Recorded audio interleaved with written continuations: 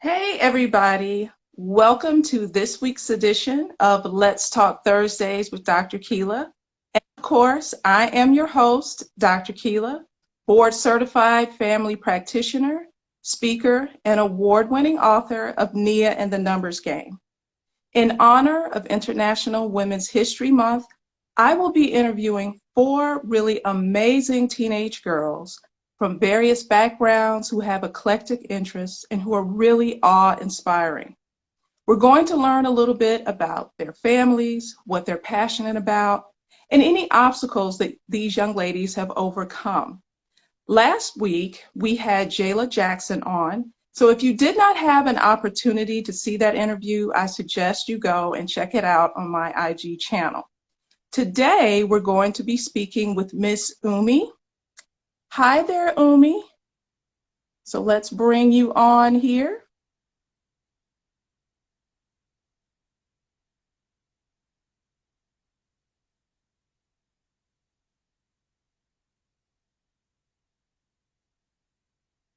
Hi there, Key Media. Hi, Hi.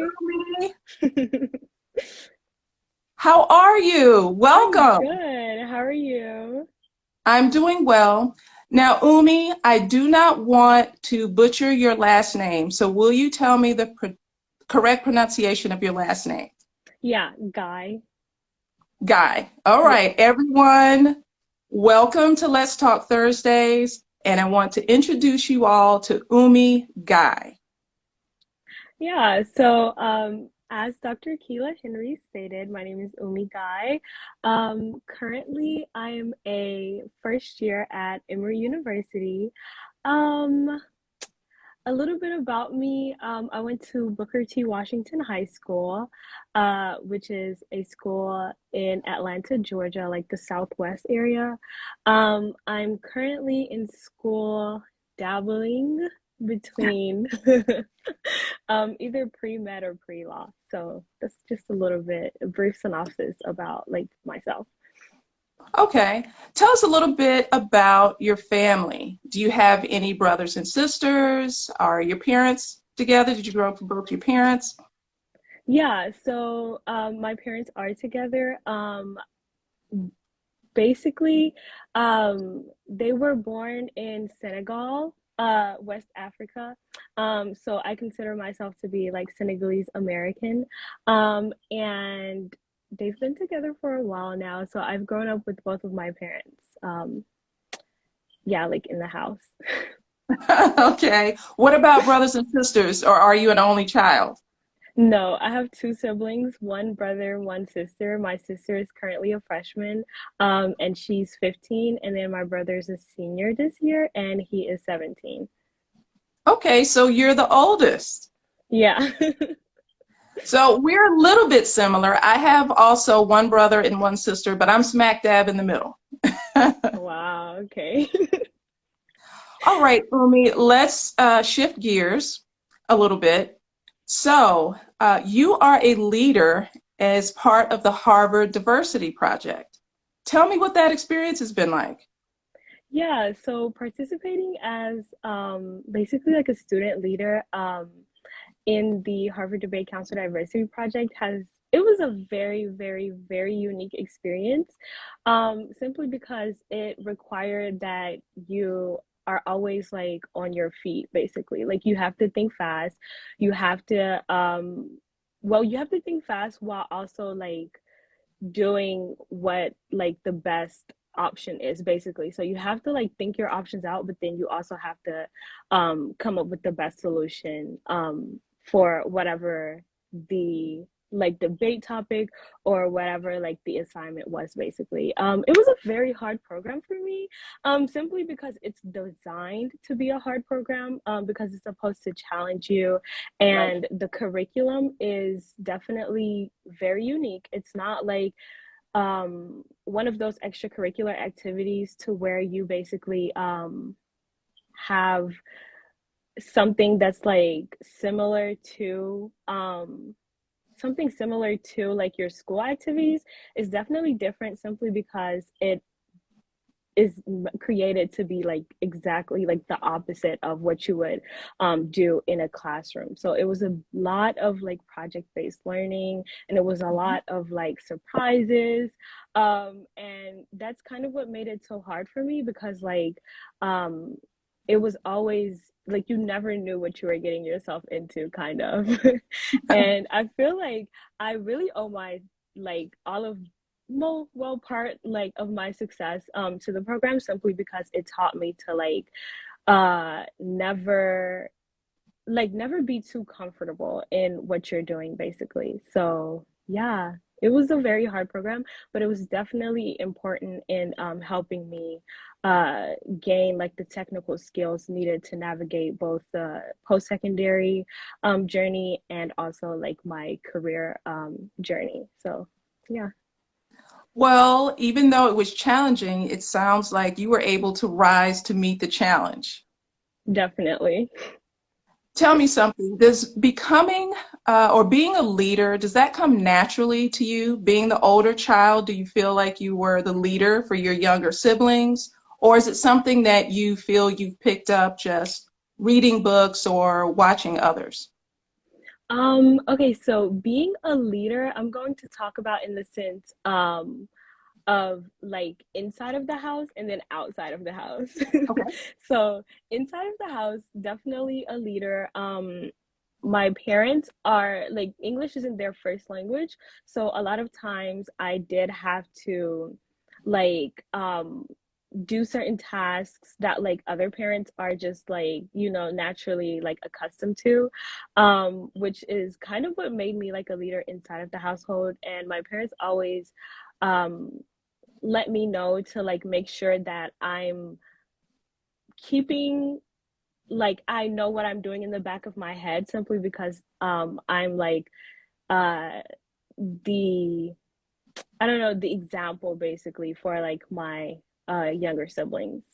And then being a leader outside of my household was definitely a struggle simply because like I don't know. So I spent a lot of time. I spent about 5 years in Senegal, Mhm. and while I was there, I basically went to school there and like lived there for a duration of time. So when I came back, I kind of had like an accent, and then I completely forgot English as like just a language because when you're in school there, you're basically learning in French. So I basically forgot all of my English, and I had to go through like ESOL courses and things of that sort. And so like I always struggled with like speaking up in class and things of that sort because I was afraid that like my peers would make fun of like my accent, or my peers would just like um I don't know, make fun of like me just as a person.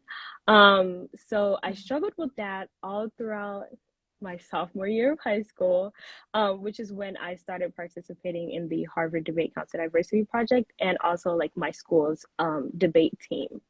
So debate kind of helped me overcome that, and overcoming like me being shy basically like gave me the tools necessary to become a leader like outside of my household. Awesome. Now that you have taken your ESOL class, are you fully fluent in both French and English? Do you feel comfortable going back and forth between the two languages? Unfortunately, it's like the when I was learning English, it's like the English basically like take took over the French. Mhm. So like I'm not fluent in French anymore, but it's Oh, I'm yeah, I'm majoring on I'm planning on like minoring in French or something just so I could get like my French back because it bothers me when my parents are like speaking French and I'm like, oh, I kind of know what that is, but I don't really know what that is. So it's like, I don't know, I'm kind of doing it just to like regain like a little bit of my French. But I do speak Wolof, which is a dialect that we speak inside of the household. is it, you said Wolof? Yeah, And is that a dialect for a particular tribe from it's a Senegal? dialect for just Senegal in general. Okay. Yeah, So you have the potential here to be trilingual, English, French, and Wolof. exactly. Amazing. So getting back to the Harvard Diversity Project, how did that lead into you being approached by the Bank of America program? Yeah, so in high school, I was basically known as like the person who like basically like took on a lot of responsibilities. So I was involved in a lot of extracurricular activities. So like every time that like an opportunity were to come up, like a teacher would automatically like think of me. um I know it sounds like I don't know. I that's just the best way I could put it.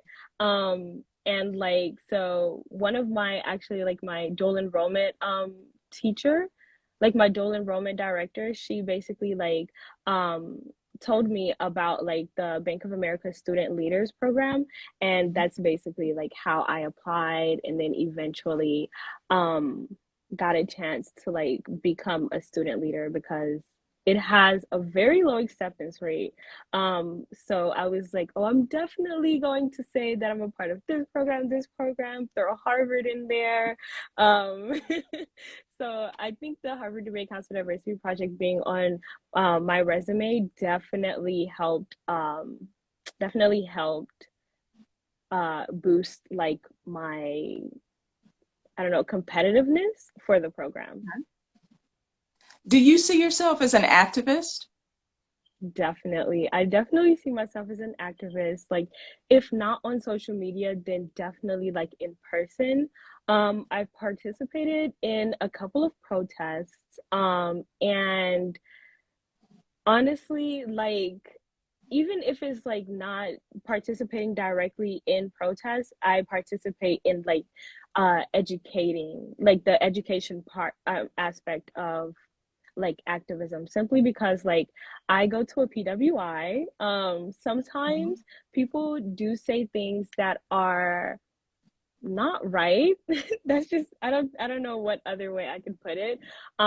So I try my best to like use like my persuasive type of like tactics or like just my background in like public speaking and things of that or like in debate in general just Mhm. to try to like educate people on like the correct terms to use or like addressing um minorities in society as a general, because a lot of times people do have a tendency to say some things that is like not politically correct but like also that's it's just not morally correct. So I do kind of like see myself like using my debate tactics in order to like educate people. Like I'm more of like that type of activist.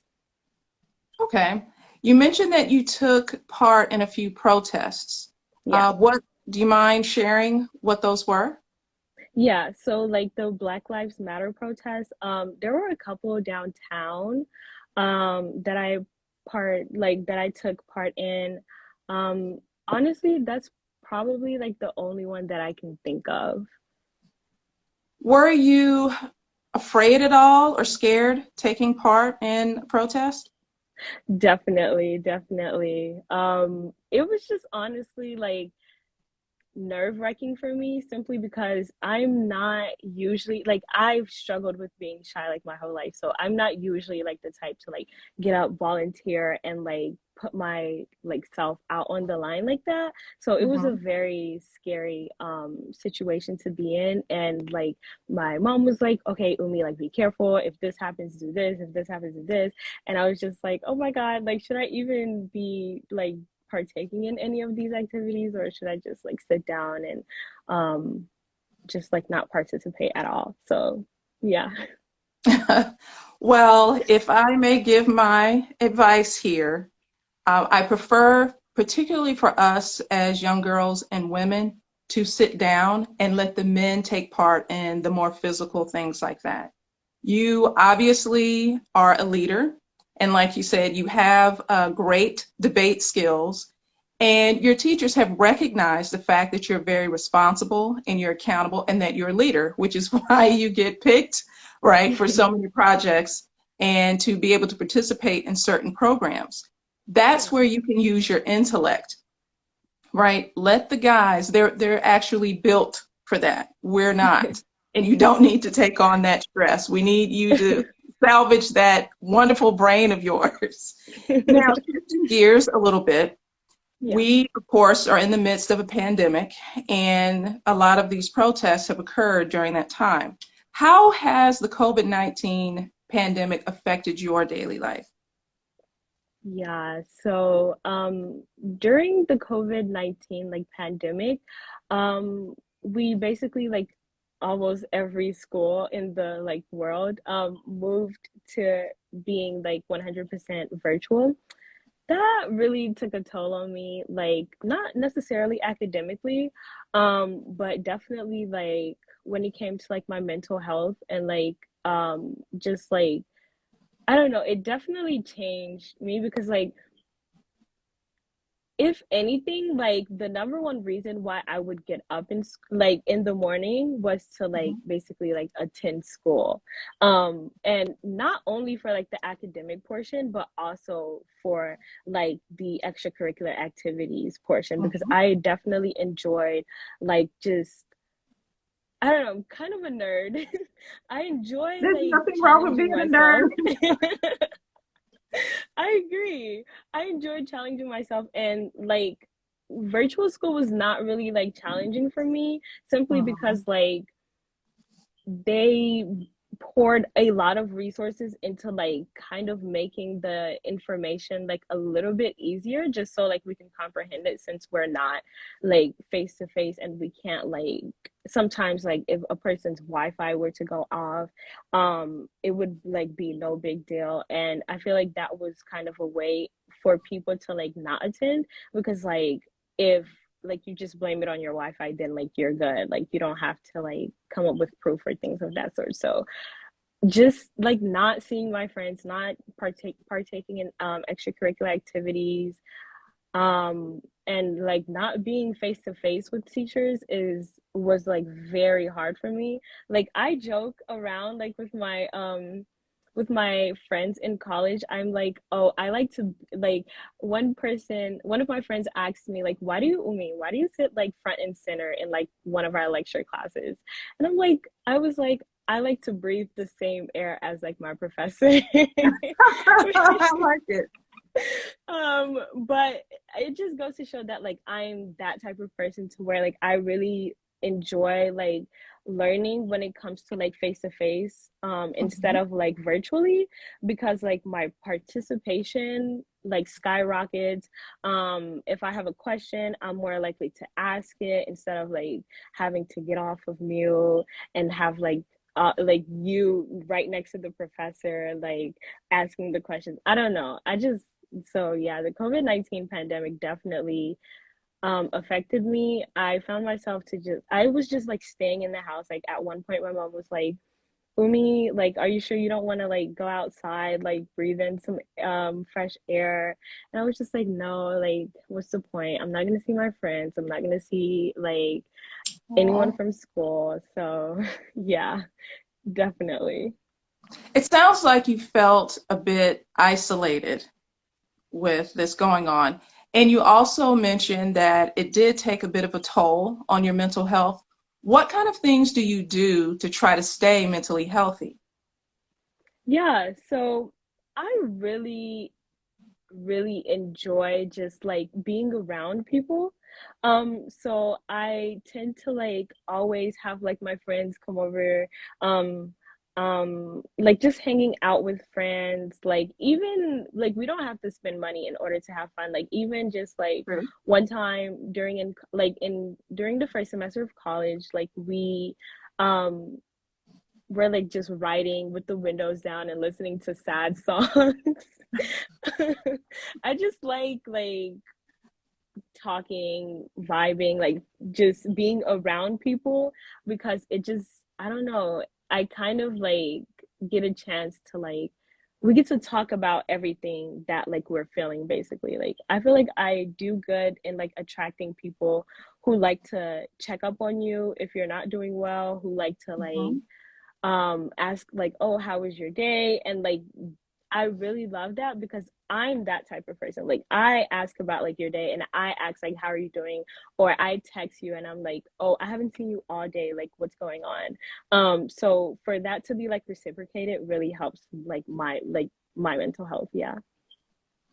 So it sounds like, in addition to listening to music, that you have this magnetism about you in terms of attracting like people and like-minded people. Are there any particular like hobbies that you do, or are you creative in any way, like writing poetry or writing short stories, creating your own music, anything like that that you do that you'd like to share? Yeah. I kind of like to partake in like biomedical debate. It seems like my life is like centered around debate for some odd reason. Um, because like in debate, you basically get to use like your persuasive skills in order to come up with a case and then like present that case and then like defend that case basically. So it's like you're nurturing like a baby in a sense. Like you've like I don't know, you've had a baby and like you're nurturing the baby and then like you're helping defend that baby from like mm, any negative type of things that like the society may. I don't know, like that's kind of how I like to think about it. I really love debate because I don't know, I just use like my creative writing skills in order to like um come up with like cases and like debate that out. I also just like writing in general. Like a lot of times my friends will like complain, oh, I have da da da da, like I have this amount of writing assignments to do, like I have a 6 page essay, blah blah blah. And I'm like, as like if you just get started, it'll like start coming to you. And I realized that like it doesn't work like that for everyone. Mm-hmm. Um, but it definitely works like that for me because like I do tend to like procrastinate a lot, but once I get started, like especially when it comes to writing, it just flows. Like I think of this, I write it down, and then I'm like, oh yeah, this is what I was going to talk about in this paragraph, and then I like write that and then use sources to back it up. And I don't know, I just like writing in general, and I feel like debate definitely helps me like bring my writing out into like something that I can say basically. In terms of participating in debate, is there a debate topic that stands out to you that you've had to debate on in the past? Um hmm. Okay, so like two come to mind. First, the COVID-19 vaccine. When I was doing like biomedical debate in high school, we had like a case to where like you had to come up with um, both the affirmative and negative side of Huh? like COVID-19 vaccines. And that year specifically, I learned a lot about like conspiracy theories around vaccines. Like for an example, that there's like a lot of talk in the medical or like not necessarily in the medical community, but just like people saying that like oh COVID-19 vaccines cause like autism and things of that sort.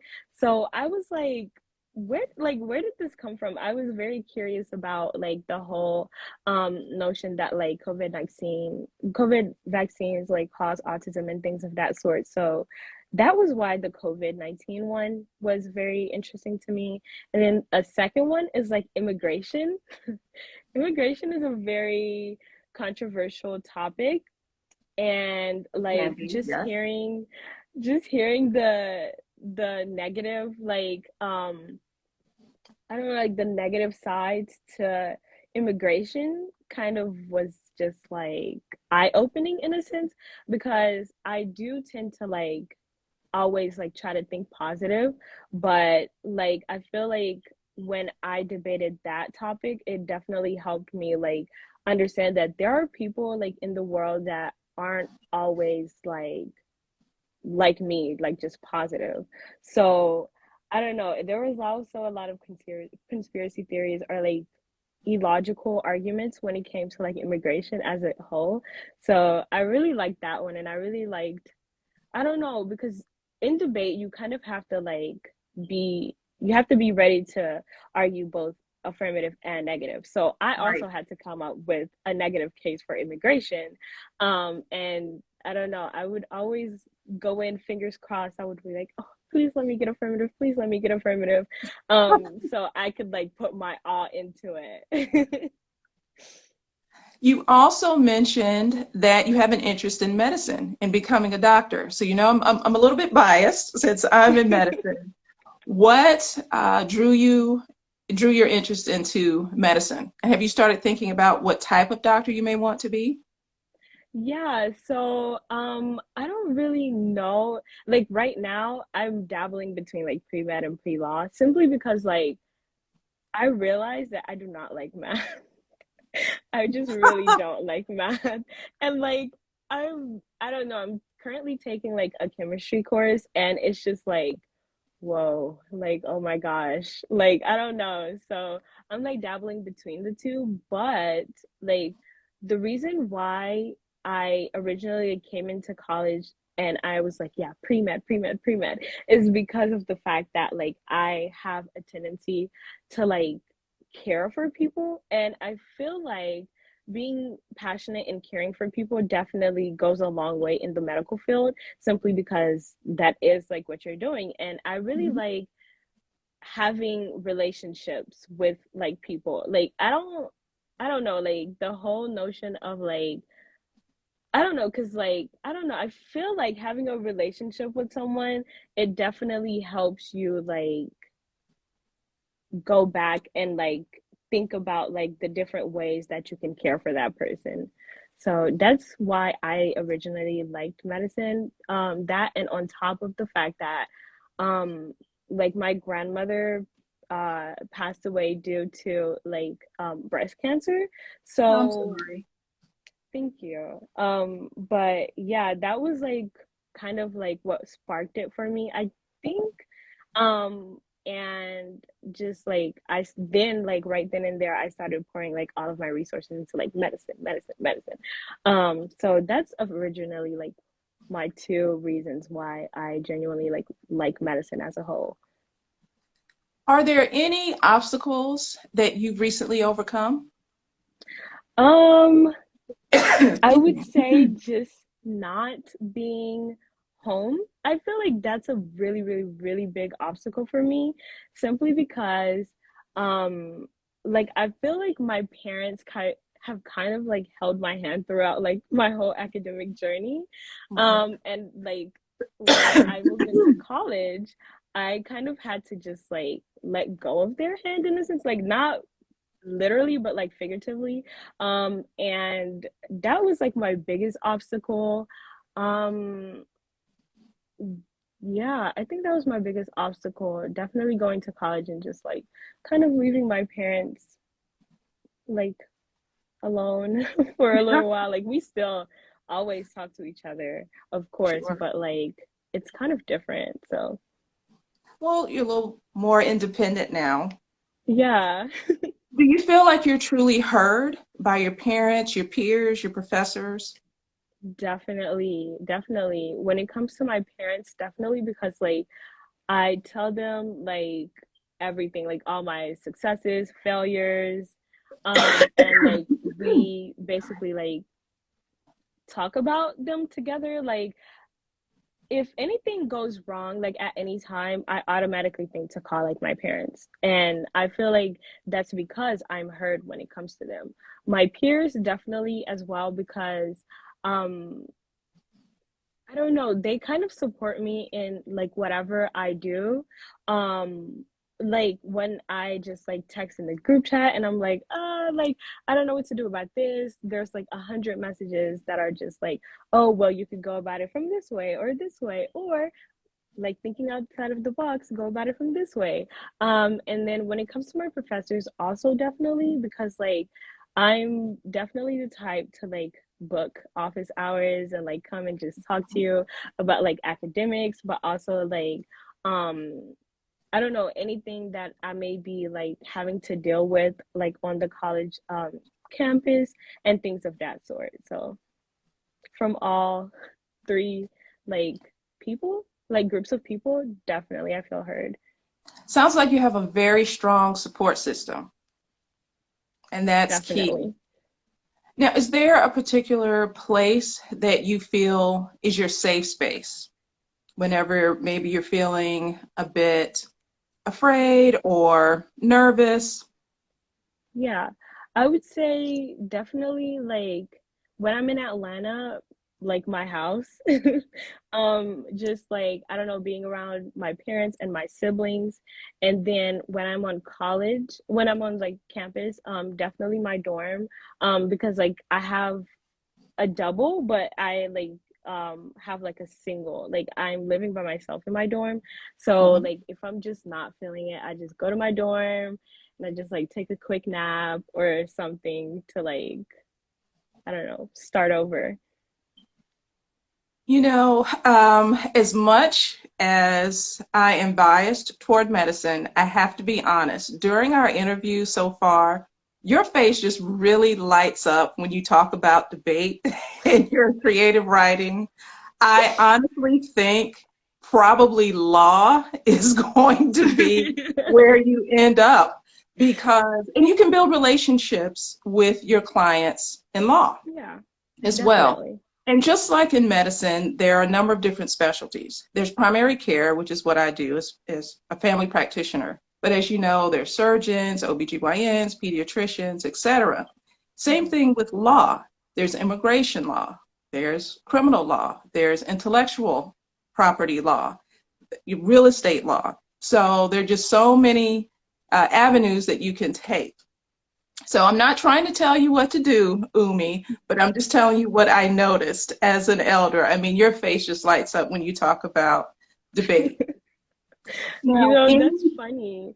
I'm sorry. That's no, funny go that like ahead, go you ahead. say that because like I kind of had like the talk with my parents. I was like, I don't know if pre-med is for me. Like I'm gonna try to take like a couple of more like pre-law courses, like poli-sci and things of that sort.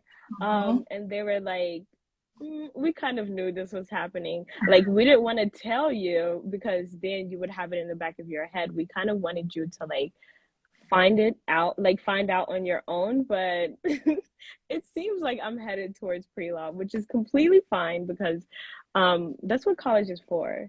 So It is. Any final thoughts, Oumys? no, I just want to thank you so much for your time. And thank you so much for like giving me the opportunity to speak to you today. It was very, very, very enriching and it was very I don't know. It was fun because like I did talk about like academics, but I also talked about like some personal statements, which is something that is very like unique. So yeah, thank you so much. You are welcome, and I want to thank you for participating. You are such an inspirational young lady.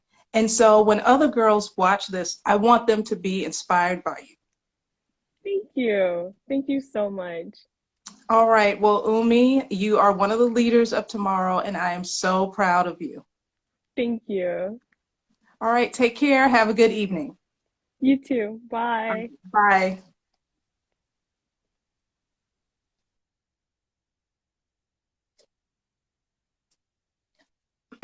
All right, everyone. This concludes this week's edition of Let's Talk Thursdays with Dr. Keela. Join me next week when I will be focusing on yet another fabulous teenage girl. Bye now.